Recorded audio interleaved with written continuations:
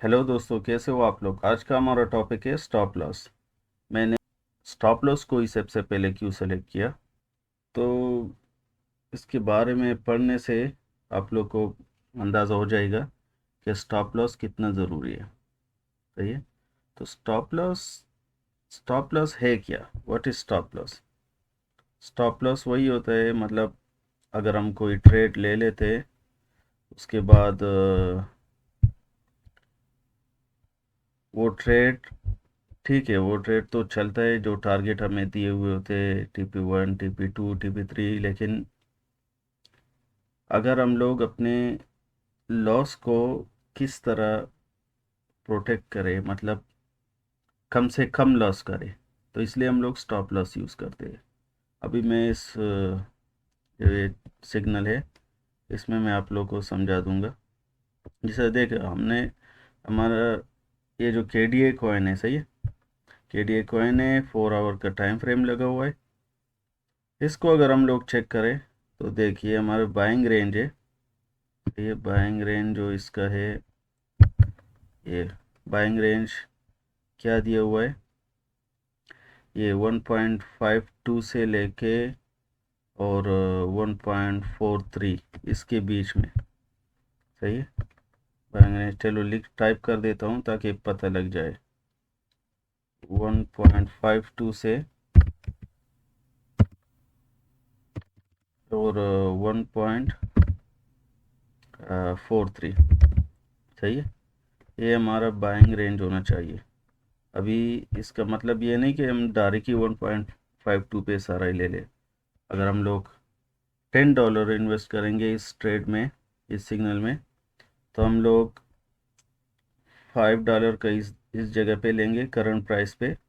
उसके बाद बाकी जो $5 है वो उसका हम लोग अपने साथ स्पेयर में रखेंगे। स्पेयर में रखने का क्या है कि अगर इन केस मार्केट थोड़ी नीचे आ गई तो हम लोग कुछ इस जगह पे बाय कर लेते $20 का या फिर $30 का। उसके बाद जो है $20 का वेट कर लेते हैं जो इस सपोर्ट पे अगर आ गए तो। खैर इतना आने के चांसेस नहीं है, लेकिन फिर भी रिस्क रिस्क हम लोग नहीं लेंगे। इस तरह एक तो एवरेज हो जाएगी प्राइस हमारी, और दूसरा अगर ऊपर जाएगी तो प्रॉफिट भी पहले से ही ज़्यादा फिर होगा। तो अच्छा, ये तो हो गई बात बाइंग रेंज की। उसके बाद हमने ये कॉइन तो बाय कर लिया। अभी हम लोग मतलब लॉस से किस तरह बचेंगे इन केस अगर मार्केट नीचे आ गई तो उसका एक आसान तरीका मैं आप लोगों को बता देता हूँ। मोबाइल में सब लोगों के पास कैलकुलेटर होता है, सही है। तो उसमें आप लोगों का जो बाइंग रेंज है आप लोगों ने ले लिया 1.52 पे, सही है। अभी आप लोग सोचते हो कि भाई मैं तो 5% लॉस वो बर्दाश्त कर सकता हूँ, सही है। तो आप क्या करेंगे, 1.52 माइनस 5 एंड परसेंटेज का बटन आप लोग जो प्रेस कर लेंगे, सही है। तो ये क्या होगा, आपका स्टॉप लॉस आ जाता है 1.44 पे। लेकिन मेरा मशवरा क्या होता है, जो आप लोग का जो सपोर्ट होता है, सपोर्ट लेवल से थोड़ा सा नीचे इस जगह पे भी आप लोग देख सकते हो, सही है। क्योंकि 1.43 का आप लोग का सपोर्ट बन रहा है, तो आप लोग 1.3 पे आप लोग लगा सकते हो, सही है।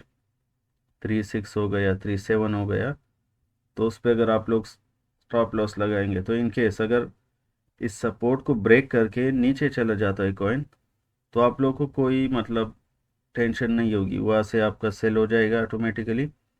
और उसके बाद जो है आप लोग उसी बैलेंस से जब नीचे मार्केट आएगा दूसरे सपोर्ट पे जब मार्केट आ जाएगी तो आप लोग उधर से बाय कर सकते हो। तो दोबारा जब इसी पॉइंट पे पहुंचेगी TP1 पे TP2 पे, तो आपको डबल प्रॉफिट होगा। तो इसे कहते हैं स्टॉप लॉस, सही है। अभी ये कितना ज़रूरी है सोचता हूँ। सबसे पहले अगर क्रिप्टो में किसी बंदे ने आना है तो सबसे पहले वो स्टॉप लॉस के बारे में सीखे। तो अगर आप लोग स्टॉप लॉस लगाना अच्छी तरह सीख गए तो यकीन करो कोई बंदा भी ट्रेड में नुकसान नहीं करेगा, सही है। क्योंकि मार्केट क्रैश हो जाती है अचानक से, आप लोग का स्टॉप लॉस हिट होगा, उसी अमाउंट से आप लोग नीचे रेंजेस में लेंगे, मिसाल के तौर पे आपका स्टॉप लॉस हिट हो गए 1.36 पे या 1.35 पे, उसके बाद कॉइन आ गया 1.2 पे, तो आप लोग उसी अमाउंट से 1.2 पे बाय कर लेना। और जब दोबारा इधर तक आएगी तो इस जगह से लेके आप लोग चेक कर सकते हो कि इस जगह से ऊपर तक कितना परसेंट आप लोगों को मुनाफा होगा, मतलब 1.2 से फिर आप लोग का प्रॉफिट होगा। ये देख, ये आपका आएगा 46%। उसके बाद TP2 का जो है वो है आपका 53, TP3 का 70, और उसके बाद अगर पेशेंट ज़्यादा हो तो 93% तक भी आपको प्रॉफिट दे सकता है। बट सबसे ज़रूरी और इम्पोर्टेंट बात जो है वो है आपका पेशेंट, मतलब जिस बंदे में क्रिप्टो में उसने सब्र करना सीखा तो कभी भी नुकसान नहीं खाएगा। सही है। दूसरी बात रही इसके कब स्टॉप लॉस यूज़ करें, तो जैसे मैंने पहले भी आपको बताया कि स्टॉप लॉस आप लोग शॉर्ट सिग्नल में यूज़ कर सकते हो, डे ट्रेडिंग में यूज़ कर सकते हो, स्काल्प ट्रेड में यूज़ कर सकते हो। उसके बाद अगर मिड टर्म के लिए या लॉन्ग टर्म के लिए आप कोई कॉइन ले रहे हो तो उसमें स्टॉप लॉस की ज़रूरत ही नहीं है, वो चाहे नीचे आ जाए ऊपर चला जाए उसका कोई टेंशन नहीं है। लेकिन जो शॉर्ट टर्म है उसके लिए आप लोग ज़रूरी स्टॉप लॉस यूज़ करेंगे। दूसरा उसका ये हो गया। तो अच्छा, ये देखिए what is trailing stop loss. सही है दोस्तों, आपने कभी बहुत ट्रेडर से ये सीखा होगा कि भाई आप लोग ट्रेलिंग स्टॉप लॉस यूज़ करो। सही है। कोई सिग्नल उसका TP1 पे चला जाता है, अपने टारगेट पे चला जाता है, तो वो आपको बोलते हैं कि भाई अगर प्रॉफिट लेना है तो ले लो, नहीं तो आप लोग stop loss trailing stop loss use करो। तो ट्रेलिंग स्टॉप लॉस का मतलब ये है कि अभी आपने यहाँ पे स्टॉप लॉस लगाया हुआ है, आपने इस जगह पे अपना सेल लगाए हुए है। सही है।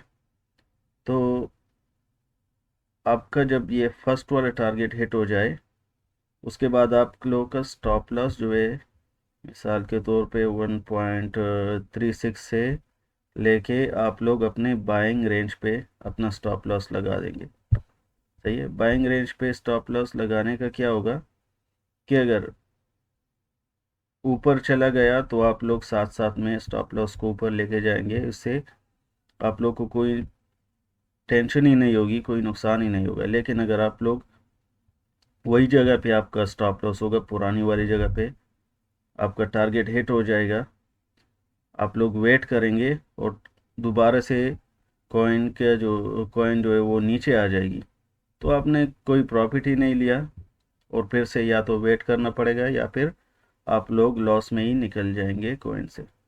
तो ट्रेलिंग स्टॉप लॉस मतलब ये है कि आपका प्रॉफिट जो है वो सिक्योर हो जाता है, साथ साथ में जितना वो ऊपर जाएगा कॉइन उतना ही आप लोग ट्रेलिंग स्टॉप लॉस यूज़ करके तो आप लोग उससे फ़ायदा उठाएंगे। सही है। इससे आपका सिक्योर हो जाता है, मतलब एक होता है ना प्रॉफिट पे स्टैंप लग जाता है कि भाई ये अभी सिक्योर है। तो बस इतनी सी शॉर्ट वीडियो थी और जिसमें स्टॉप लॉस के बारे में बताया। अभी भी अगर किसी को शक हो, कुछ पूछना हो तो कमेंट बॉक्स में पूछ सकते हो, और इसी तरह बहुत सारी वीडियो आप लोग के लिए लाएंगे जिसमें टेक्निकल एनालिसिस भी आप लोग को सिखाएंगे फ्री ऑफ कॉस्ट। और उसके बाद जो है फंडामेंटल एनालिसिस किस तरह की जाती है, किस तरह आप लोग, जिस तरह मैंने सिग्नल बनाया हुआ है KDA का, तो किस तरह आप लोग जो है वो सिग्नल बनाएंगे अपने आप से, किसी का वेट नहीं करेंगे, किसी के कॉल का इंतज़ार नहीं करेंगे कि भाई ये बंदा मुझे सिग्नल देगा तो मैं ये सिग्नल ले लूँगा। नहीं, आप लोग खुद से सिग्नल बनाना सीख जाओगे।